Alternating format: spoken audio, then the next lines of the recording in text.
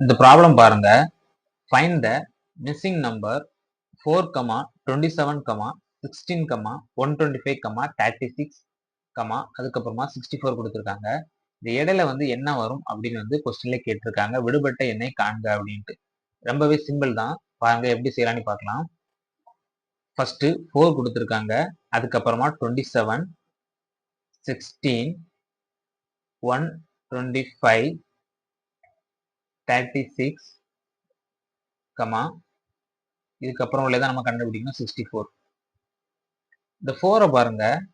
4 வந்து நம்ம 2 ஸ்கொயர் அப்படி எடுக்கலாமா? நல்லா கவனிங்க. 2 ஸ்கொயர்னு எடுக்கலாம். அடுத்து இந்த 27 வந்து 3 கியூப். அடுத்து இந்த 16 வந்து மறுபடியும் 4 ஸ்கொயர். இங்க ஸ்கொயர் வந்திருக்கு. அடுத்து 1 விட்டு மறுபடியும் ஸ்கொயர் வந்திருக்கு. அடுத்து இங்க கியூப் வந்திருக்கு. 1 விட்டு மறுபடியும் கியூப் வரப்போகுது 5 கியூப். 5 கியூப் 125. அடுத்து இங்க 6, இங்க ஸ்கொயர் வந்திருக்கு. இங்கேயும் ஸ்கொயர் வரப்போகுது 6 ஸ்கொயர் 36. அடுத்து என்ன வரும் 7. இங்க கியூப் வந்ததுனால இங்கேயும் கியூப் வரப்போகுது 7 கியூப் வந்து ஆன்சர் 343. இங்க அடுத்து 8 ஸ்கொயர் வரும்.